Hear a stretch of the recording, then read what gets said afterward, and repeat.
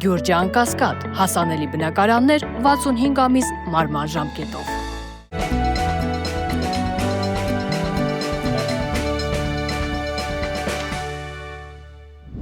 Բարև ձեզ։ Փաստինֆոյի եթերում շարունակում ենք հետևել միջազգային իրադրությանը։ Պարզում է Ադրբեջանում կա մարդու իրավունքների պաշտպան, ով վերջերս հանդես է եկել շատ տարօրինակ հայտարարությամբ, կոչ անելով 1918 թվականի իրադարձությունները որակել որպես ցեղասպանություն։ Համաձայն ենք, 18 թվականի իրադարձությունները պետք է որակվի որպես ցեղասպանություն, բայց ինչ իրադարձությունների մասին է խոսքը, փորձենք հասկանալ։ Ադրբեջանի ղեկավարության հրահանգով, մասնավորապես Խոսրով Բեկ Սուլթանովի հրահանգով, 1918 թվականին Շուշիում կազմակերպվեց հայերի ջարդ, որին զոհ գնացին տասնյակ հազար մեր համաքաղաքացիներ եւ հայրենակիցները։ Հիմա Շուշիի մոտակայքում եւ Ադրբեջանի այլ հատվածներում եւ Արցախի այլ հատվածներում գտել են մասունքներ, եւ հնարավոր չի պարզել, թե այդ մասունքները ում են պատկանում, եւ հանկարծ ադրբեջանցիները սա օգտագործում են իբրև քարոզչական հնարք, հայերին մեղադրելով ոչ ավել ոչ պակաս ցեղասպանություն իրականացնելու մեջ։ Ցեղասպանություն իրականացնել սովոր ժողովուրդը ցեղասպանված ժողովրդի ժառանգներին մեղադրում է ցեղասպանություն իրականացնելու մեջ։ Դրանից հետո Թուրքիան է հայտարարություն տարածում, թե իրենք ամբողջությամբ կանգնած են Ադրբեջանի կողքին եւ պաշտպանում են Ադրբեջանի արդար իրավունքը։ Եվ այս ֆոնին լսվում է մեր արտգործնախարարության պատասխանը, որով ըստ էության հույս է հայտնվում, որ խաղաղության պայմանագրի ստորագրումից հետո այս հայտարարությունները այլևս չեն լինի եւ կարիք չի լինի վերադառնալ այս թեմաներին։ Ինչ խոսք, հույսով եւ հավատով պետք է սպասենք, որ խաղաղության պայմանագրի ստորագրումից հետո թուրքերն ու ադրբեջանցիներն այլևս նման հայտարարություններ չեն անի։ Իսկ որտեղ է գրված, որ թուրքերն ու ադրբեջանցիները ստանձնում են պարտավորություն նման հայտարարություններ այլևս չանել։ Օրինակ Հայաստանի պաշտոնական քաղաքականությունը այդ մասին է խոսում։ Եթե մենք հրաժարվում ենք անկախության հռչակագրից, մենք հրաժարվում ենք ցեղասպանության միջազգային ճանաչման գործընթացից, որը համարվում է վնաս խաղաղության օրակարգին։ Իսկ ադրբեջանցիներն ու թուրքերը ստանձնել են նման պարտավորություն, իհարկե ոչ։ Իսկ որտեղ է մեր արտգործնախարարությունը վստահ, որ թուրքերը շարունակելու են իրենց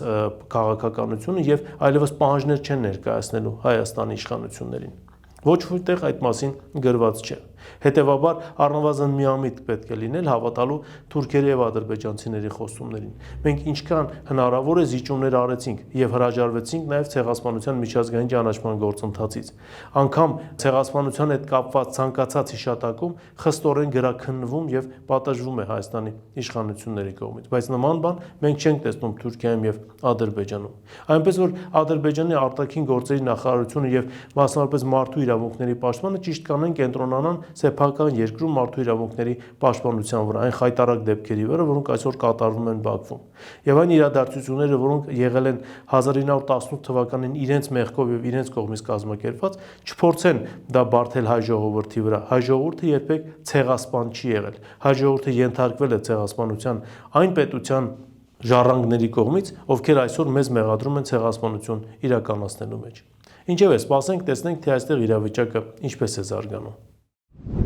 Մյուս թեման, որին ցանկանում եմ անդրադառնալ, կապ ունի ՆԱՏՕ-ի հետ։ ՆԱՏՕ-ի Միացյալ Նահանգներ Եվրոպական միություն հատվածների միջև հակասությունները խորանում են։ Մենք մեր նախորդ հանդիպման ժամանակ խոսել ենք այդ մասին։ Նշել ենք, որ Եվրոպական միության անդամ պետությունները ըստ էության լքել են Տրամփին, նրան ներկայացնելով իրենց դիրքորոշումը՝ Իրանի պատերազմը մերը չէ։ Եվ հիմա պարզվում է, որ իրադարձությունները ավելի կտրուկ են զարգանում, քան մենք կարող էինք անգամ մտածել մի քանի տարի առաջ։ Օրինակ Ֆրանսիան արգելել է իր տարածքով ամերիկյան բեռնատար ինքնաթիռների անցումը, որոնք զենք էին տեղափոխում Մերձավոր Արևելք, այդ մասին պնդում է Տրամփը։ Իտալիան հրաժարվել է տրամադրել իր ռազմածովային բազաները Միացյալ Նահանգներին, այնտեղ ինքնաթիռներ տեղակայելու եւ այդտեղից Մերձավոր Արևելք թռիչքներ իրականացնելու համար։ Լեհաստանը, որ ամեն ինչով պարտք է Միացյալ Նահանգներին եւ ՆԱՏՕ-ի անդամ դառնալու եւ Եվրոպական միության անդամ դառնալու համար, հրաժարվում է Մերձավոր Արևելք ուղարկել իր Պետրիոտ համակարգերից մեկը Միացյալ Նահանգների խնդրանքով։ Սա նշանակում է, որ տարաձայնությունները ոչ միայն փաստաթղթավորված են կամ ուղղակի մամուլով է այդպես շրջանառվում, այլ այդ հակասությունները բավականին խորն են եւ գնալով ավելի են խորանալու։ Չեմ բացառում, որ մոտ ապագայում մենք կարող ենք տեսնել նաեւ իրականում պառակտման ՆԱՏՕ-ի ներսում։ Այն ինչ որ այսօր խոսքով է արվում, կարող է անցնել նաեւ գործնական քայլերի։ Եվրոպական միությունը եւս հիացած չէ իրանական պատերազմով։ Եվրոպական միությունը ամենից շատն է տուժում այդ պատերազմից, ստիպված լինելով մի քանի անգամ թանկ վճարել էներգակիրների համար։ Միայն նրա համար, որ ժամանակին լսեցին Միացյալ Նահանգների հորդորները եւ միգուցե նաեւ պարտադրանքը եւ իրենց ձեռքով պայթեցրին այն էներգակիրները սնուցող աղբյուրները, որոնցով Եվրոպական միությունը բավականին էժան գազ էր ստանում Ռուսաստանից եւ հիմա ստիպված են լինելու մի քանի անգամ թանկ վճարել դրա համար, կտրվելով նաեւ Մերձավոր Արևելքից գազ ստանալու հնարավորությունից։ Ինչևէ, իրավիճակը շարունակում է մնալ լարված եւ Եվրոպական միությունը այժմ կարծես սկսում է քայլեր ձեռնարկել, փորձելով փրկել իր դեմքը եւ ցույց տալ, որ ինքը դեռևս իրենից ինչ-որ բան ներկայացնում է միջազգային հարաբերություններում եւ կարող է դեռ համարվել միջազգային իրավունքի իրավ սուբյեկտ։ Սպասենք տեսնենք այս ոլորտում եւս իրադարձությունների զարգացմանը։ Եվ վերջին թեման, որին ցանկանում եմ անդրադառնալ, Իսրայելի հետ է կապված։ Իսրայելի Քնեսետը որոշում է կայացրել մահապատժի ենթարկել բոլոր այն բանտարկյալներին, որոնք կապ ունեն պաղեստինյան ազատագրական շարժման հետ։ Սա առաջացրել է բողոքի լուրջ ալիքներ հենց նույն Արևելյան ափում եւ Գազայի հատվածում։ Համասը զգուշացրել է, որ կարող է պատասխան գործողություններ սկսել Իսրայելի դեմ, հերթական ճակատը բացելով։ Բացի այդ, Իսրայելի պաշտպանության նախարարն էլ հայտարարում է, թե հարավային Լիբանանից հեռացած ժողովուրդը, որոնք հեռացել են պատերազմի պատճառով, այլևս չեն վերադառնալու իրենց տները եւ իրենք զրկվում են այդ բնակավայրեր վերադառնալու իրավունքից, իսկ Իսրայելը ոչնչացնելու է բնակավայրերը։ Նույն ցեղասպան քաղաքականությունն է, նույն ձեռագիրն է, ինչ որ կատարվեց Արցախում։ Արցախում ցեղասպանության սպառնալիքի տակ ժողովրդին հարկադրաբար ստիպեցին դուրս գալ Արցախից, մեկըդմիշտ զրկելով նրանց իրենց հայրենի օջախներ վերադառնալու հնարավորությունից։ Հիմա նույնն անում է Իսրայելը։ Եվ այլ բան ըստ էության սպասելի էլ չէր, քանզի Ադրբեջանը իր քաղաքականության մեջ մեծապես օգտվել է բոլոր այն խորհուրդներից եւ խորհրդականներից, որոնք Բաքու են ժամանում նույն Իսրայելից։ Հետեւաբար